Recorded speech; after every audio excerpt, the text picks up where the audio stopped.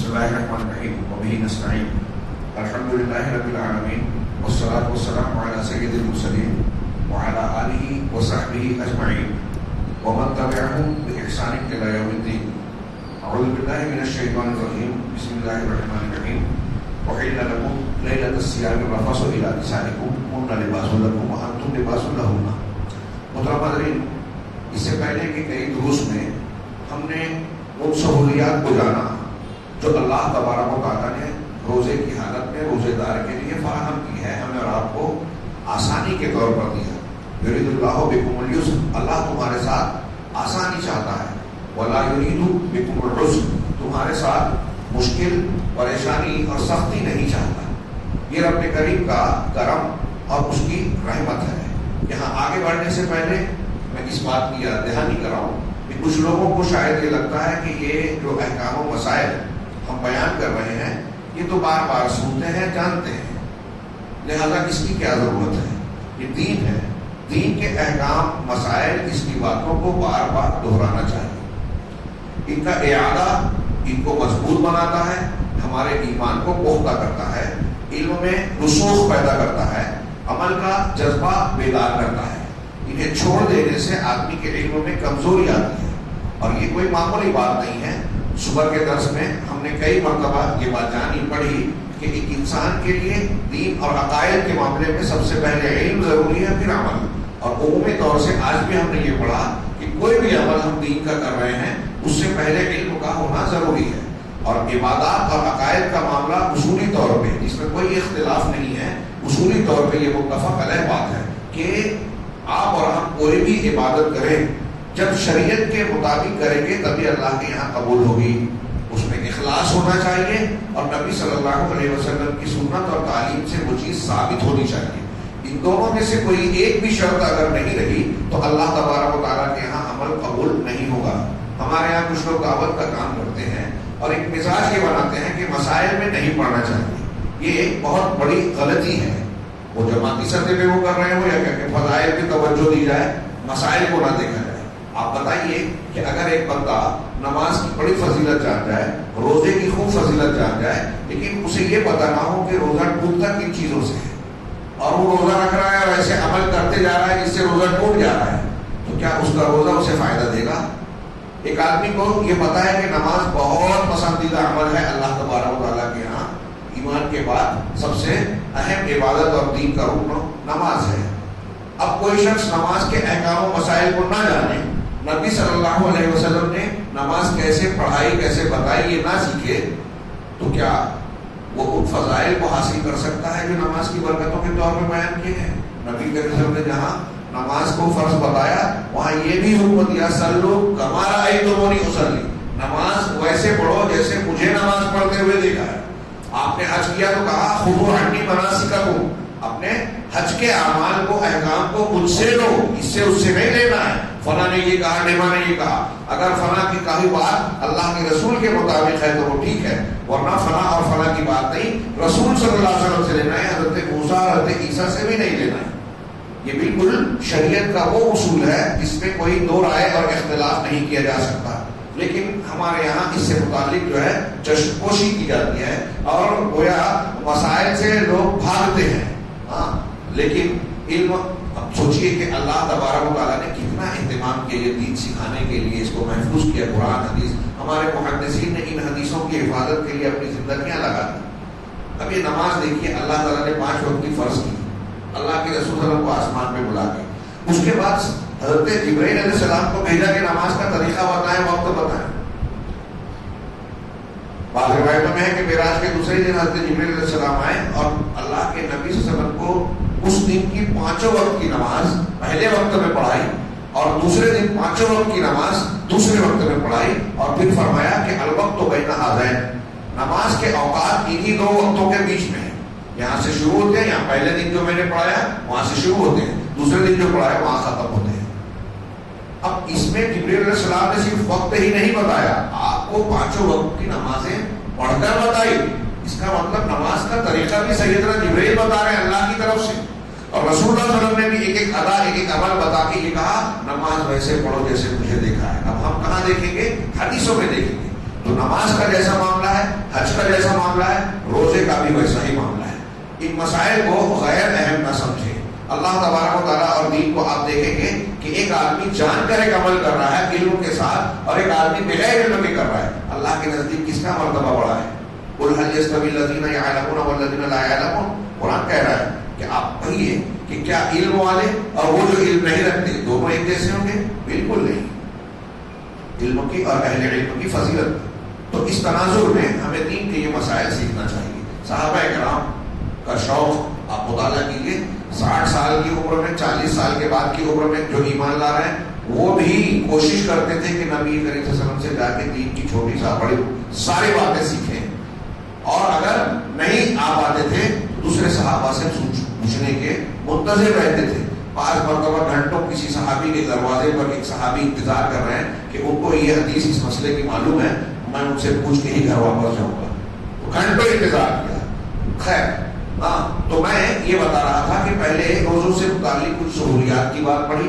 اب آج سے 2 چند درس ہم یہ دیکھیں گے کہ ایک روزے دار کو کن چیزوں سے رکنا ہے.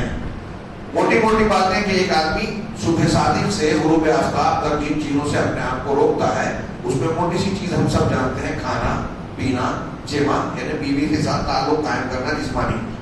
یہ 3 چیزیں بالکل واضح ہیں. ان کے ساتھ ساتھ روزہ توڑنے والی کھانا پینا بھی جو ہے عمل جان بوجھ کر. ہم نے پڑھا کہ اللہ تعالیٰ نے سہولت دی ہے کہ بھول کر اگر کسی نے کھا پی لیا تو اس کے روزے پہ کوئی اثر نہیں پڑے گا. اسی طرح یہ بھی جانا کہ اگر عورت کو خواتین کو منتھلی کورس یعنی حیض آتا ہے یا اس کی زچگی اور بچے کی ولادت کے بعد جو گندگی والا خون آتا ہے جس کو نفاس کہا جاتا ہے, ان دونوں صورتوں میں بھی اس کا روزہ باقی نہیں رہتا. اگر وہ روزے سے ہے تو روزہ ٹوٹ جائے گا. اسی طرح جان بوجھ کر قصدن طے کرنے سے یعنی الٹی کرنے سے کھانا باہر نکالنے سے اس سے بھی روزہ ٹوٹ جائے گا. گلوکوز یا طاقت کا انجیکشن لینے سے, آپ نے گلوکوز لیا طاقت کا انجیکشن لگوایا روزہ ٹوٹ جائے گا. خون دینے سے بھی اہل علم کے نزدیک روزہ ٹوٹ جائے گا. علامہ ابن تیمیہ کہتے ہیں کہ جیسے کھانا اندر ڈالنا انسان کے لیے روزے کی منافی ہے, ایسے ہی اندر سے خون کو یا طاقت والی چیز کو نکالنا کہ پہلے ہی سے روزہ ہے اور مزید خون نکالے گا تو اور کمزوری آئے گی, تو یہ بھی روزہ توڑنے والا ہے. اسی طرح استغنا بلیت یعنی غیر فطری طریقے سے اگر کوئی شخص اپنے جسم سے ایسے عمل اور حرکت کرتا ہے اس سے احتلام ہو جائے تو یہ بھی روزہ کو توڑ دے گا. اب یہاں ان چیزوں سے روزہ ٹوٹ جاتا ہے. ایک آدمی نے اگر جان بوجھ کر ایسا کر لیا, ضمن یہ مسئلہ جان لیں کہ کھانا کھا لیا پانی پی لیا جان بوجھ کر روزہ توڑ دیا, تو اب اس پر کیا جرم ہوگا؟ اس سے پہلے سہولیت تھی, اب یہ پابندی کی بات ہے. تو یہاں جمع سے متعلق ایک روایت ہے, اسے پڑھ کر اس سے متعلق مسئلے پر گفتگو کرتے ہیں. امام بخاری یا لولو المرجان میں ایک باب باندھا گیا ہے کہ رمضان کے دن میں جمع کے حرام ہونے کے سلسلے میں سختی کا بیان اور روزے دار پر اور اس پر بڑے کفارے کا ذکر جو تنگ دست اور خوشحال دونوں کے لیے واجب ہے اور اسے یہ ادا کرنا ہوگا دونوں کو. یہاں اگر معاشر ہے تنگ دست ہے تو اس وقت تک انتظار کرے گا یہاں تک کہ اس کو طاقت آ جائے اور وہ کفارہ ادا کرے گا. سیدنا ابو ہریرہ کی روایت ہے, وہ کہتے ہیں کہ جاء رجل الی النبی صلی اللہ علیہ وسلم, ایک شخص نبی صلی اللہ علیہ وسلم کی خدمت میں حاضر ہوا اور کہا ان الاخرہ وقع علی امرأته فی رمضان, کہ یہ شخص جو ہے اپنے آپ کو کہا کہ رمضان میں کے دن میں اپنی بیوی پر واقع ہو گیا. دوسری روایتوں میں بخاری مسلم بھی کی کہ اس شخص نے کہا کہ اللہ کے رسول میں ہلاک ہو گیا. یہ مزاج بھی دیکھیے صحابہ کرام سے غلطی ہو جاتی تھی اگر بشری تقاضے سے تو فوراً اس کا شدید احساس ہوتا اور یہ سوچتے کہ یہ دنیا ہی میں معاملہ صاف ہو جائے. نبی صلی اللہ علیہ وسلم کی عدالت میں پہنچتے اور بتاتے کتنی بڑی جرأت کی بات ہے. یہ اللہ کا ڈر, آخرت کا خوف ایمان کی مضبوطی ہے, اور یہ بھی کہ آخرت کے عذاب سے اپنے آپ کو بچانا اہم ہے, دنیا میں سزا بھگتنے کو تیار ہیں. یہ عدالت میں اپنے آپ کو پیش کر رہے ہیں, رجب تک کے لیے پیش کیا. بہرحال انہوں نے بھی کہا کہ میں نے ایسا ایسا کر لیا. اللہ کے رسول نے کہا اتجدوا ما تحرر رقبۃ, کیا تم اتنا پاتے ہو جس سے کسی گردن کو آزاد کر دو, یعنی غلام کو خرید کے آزاد کر دو. مطلب رمضان کے دن میں ہم نے آیت میں پڑھی کہ رات میں میاں بیوی کا زنا شوئی معاملہ جائز ہے, تو دن میں ناجائز ہے. اب اس ناجائز کام کو کسی نے کیا تو نبی صلی اللہ علیہ وسلم پوچھ رہے ہیں اس سے کہ کیا تم اس کی طاقت رکھتے ہو کہ غلام آزاد کر دو؟ اس نے کہا نہیں، میں ایسی طاقت نہیں رکھتا. قال فتستطيع ان تصوم شهرين متتابعين، کیا تمہاری یہ طاقت ہے کہ تم 2 مہینے مسلسل روزہ رکھو، لگاتار کنٹینیو 2 مہینہ؟ تو اس نے کہا نہیں، 1 مہینے میں تو یہ ہو گیا، 2 مہینے کیا میں روزہ مسلسل نہیں رکھ سکتا. آپ نے سوال کیا افتجد ما تطعم به 60 مسکینا، کیا تمہارے پاس اتنی طاقت ہے جس سے تم 60 مسکینوں کو کھانا کھلا سکو؟ اس نے کہا نہیں.